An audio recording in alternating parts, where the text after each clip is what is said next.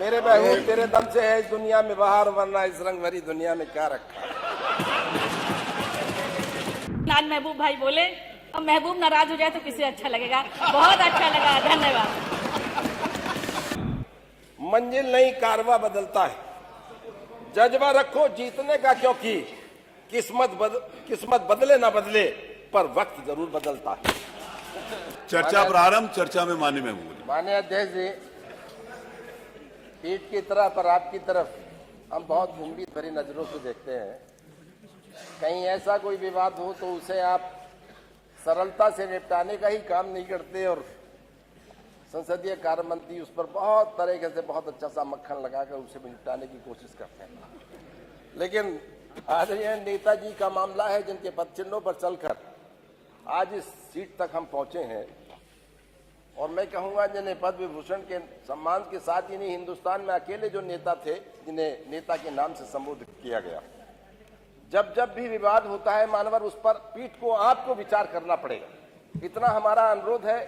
और कहीं गलती हम अपने की नजर आती है तो हमने सबसे पहले, आपने अतुल प्रधान जी का उस वक्त कहीं लगा था आपको कि कहीं ना कहीं कुछ कहा गया है, मैं सबसे पहला व्यक्ति था जिन्होंने खेद व्यक्त किया था। और आज आपको इस चीज पर विचार करना पड़ेगा, जब जब भी विवाद होता है कहां से होता है, किसकी तरफ से होता है, कौन व्यक्ति करता है, हम सदन चलाना चाहते हैं। एक विपक्ष की तरफ से एक आदमी कोई का नाम ले दीजिए मानवर, माननीय अध्यक्ष जी, सदन चलाना नहीं तो मेरे महबूब हैं। मेरे महबूब तेरे दम से है इस दुनिया में बाहर, वरना इस रंग भरी दुनिया में क्या रखा। माननीय अध्यक्ष जी, तेरी आंखों से नजर आती है जन्नत की बहार। आगे पूरा करूं। महबूब से संबंधित हो तो पूरा कर लेना। अब ऐसा है, अब देखो उसको वो एपिसोड समाप्त हो गया। अच्छा हो गया, अब उसको आगे आप चलिए। मानवर, ये आपके द्वारा मानवर जिन लोगों को यहाँ से बाहर किया गया था मानवर, उनको भी वापस दे लें मानवर। बाहर तो गए नहीं वो।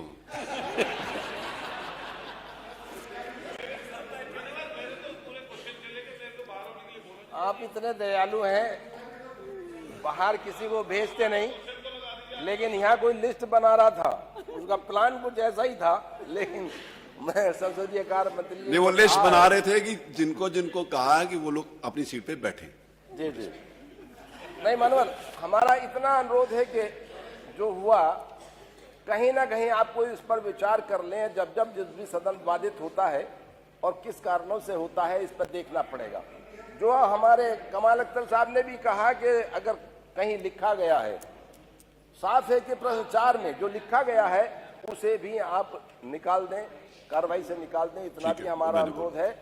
और हम बड़े दिल की अपनी तरफ से कह रहे हैं, पूरे विपक्ष की तरफ से, कि आपने जो बड़ा दिल दिखाकर, जिनके हम सम्मानहीन, जिनकी बदौलत पूरा विपक्ष हर हम बैठे हैं, आज उनके सम्मान में आपको भी पीड़ा हुई, हम बार बार आपका शुक्रगुजार हैं।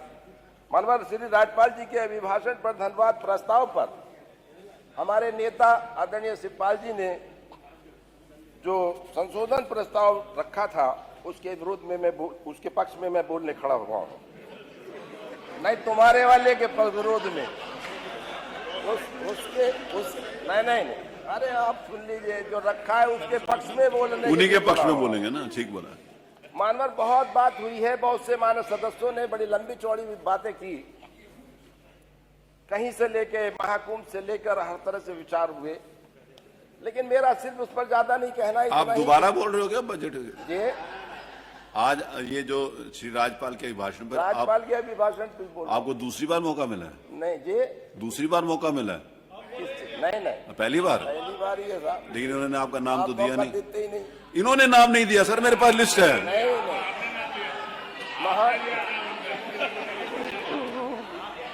मैंने दिया, इन्होंने नहीं दिया। मानवर, बहुत लंबी बातें हुई हैं नेता पक्ष और विपक्ष की तरफ से। महाकुंभ पर अपने विचार रखे और दर्शाया कि पूरे प्रदेश में और महाकुंभ में क्या क्या हो रहा है। मुझे ज्यादा नहीं कहना, स्वच्छता, सुरक्षा और सुव्यवस्था कहीं रही है। जो प्लान बनाया गया था 100 साल का, वो कम से कम 100 करोड़ लोगों के आने का प्लान बनाया गया था, लेकिन आज की तारीख में भी 56 करोड़ लोग आए। लेकिन इसके बावजूद ये प्लान जब बना था, उस वक्त स्वतः सोचना चाहिए था कि कितने लोग 56 करोड़, लेकिन अब स्वतः सोचना चाहिए था कि कितने लोग जाम में फंसे हैं, उनके खाने की व्यवस्था, उनके नहाने की व्यवस्था, उनके रहने की व्यवस्था, उनके सोने की व्यवस्था, 4-4 दिन जो फंसे रहे हैं, वो व्यवस्था पर शायद ध्यान नहीं दिया गया था। बहुत लंबी बातें होती हैं डिफेंस इंडस्ट्रियल कॉरिडोर से संबंधित, उसमें मुझे ज्यादा नहीं कहना कि, लेकिन आपका जिला भी उसमें है। लगातार कहा गया है कि हाँ, हम, और मेरे ख्याल से तो कई बार उस पर विचार हुए हैं। आपका कानपुर भी है, अलीगढ़ भी है, बहुत से ऐसे हैं कि हाँ, वहाँ हम उसमें काम कर रहे हैं, 9,000 करोड़ रुपए लगाए, लेकिन आज तक ऐसा कहीं नहीं हुआ कि हाँ संभावित तो है लेकिन लगा है या उनसे कोई रोजगार मिला है। गरीबी की हदें मेरे ख्याल से और बेरोजगारी की हदें आप लगातार बहुत से सदन ने, हमारे साथियों ने कहा है, लेकिन बात करने बेसिक शिक्षा में ही आपके 78,000 रिक्तियां हैं और 78,000 रिक्तियां हैं। बेसिक शिक्षा में, माध्यमिक शिक्षा में 48,000 हैं। 20 लाख से अधिक बीटीसी सदस्य बैठे हैं, बीटीसी करे हुए लोग बैठे हैं और 15 लाख से अधिक आपके बीएड करे हुए लोग बैठे हैं, लेकिन आज तक उन पर कोई विचार नहीं। रिक्तियां आपके पास हैं, तो हर हालात में आप पर उन पर विचार करना चाहिए और कहीं ना कहीं उन्हें भरना चाहिए जब आपके पास इस तरह से टेक्निकल लोग भी मौजूद हैं। प्रदेश में 2000 वर्ष से गन्ना किसानों के समर्थन मूल्य में कोई वृद्धि नहीं हुई, जब उनकी लागत लगातार चौगुनी बढ़ रही है। लगातार मंत्री जी खड़े होकर बात करते हैं कि हाँ, बड़े पैमाने पर हमने भुगतान कर दिया। मैं मिलों का नाम दे दूंगा जिनका कम से कम जिस दिन से मिल चली है इस सत्र का एक भी पैसे का भुगतान नहीं हुआ, मैं मिलों का नाम दे दूंगा। इस पर विचार करना चाहिए कि कितना हमारा गन्ना घट गया। 10% नहीं, 20% पिछले सालों की से अपेक्षा इस बार घट गया और आने वाला जो सत्र चल रहा है 20% गन्ना इसमें घट जाएगा। गलत नीतियां और गन्ने का रेट ना बढ़ाना उसकी सीधी वजह है। कानून व्यवस्था के बारे में बहुत लंबी बातें की हैं, लेकिन हिंदुस्तान के अंदर बलात्कार, लूट, हत्या, महिलाओं पर अत्याचार में हुई है कि मेरे ख्याल से एनसीआरबी की रिपोर्ट 2024 की रिपोर्ट उत्तर प्रदेश में प्रति व्यक्ति की दर, अपराध दर 7.4 उत्तर प्रदेश के अंदर है। ये मेरी रिपोर्ट नहीं, एनसीआरबी की रिपोर्ट। इसलिए हमें इस पर देखना पड़ेगा। और दर्ज अपराधों में बहुत बड़ी चिंताएं आपने की हैं। दिल्ली में अपराध भी कम है आपके यहाँ। धन्यवाद। और मैं कहूँ अब इतना मौका तो दे दिया ना, नहीं थोड़ा मैं अनुरोध कर रहा हूँ आपसे। बोलिए। मनोज, एनसीआरबी के आंकड़ों के आधार पर प्रदेश में मेरे ख्याल से अराजकता का माहौल है और छेड़छाड़, लूट जैसी, बलात्कार जैसी घटनाएं प्रतिदिन बढ़ रही हैं। प्रदेश की अर्थव्यवस्था की बात है, वन डिस्ट्रिक्ट वन प्रोजेक्ट की बात है। वन डिस्ट्रिक्ट वन प्रोजेक्ट में आप बताइए किस जनपद के अंदर, मेरे यहाँ भी ऐसा नहीं है।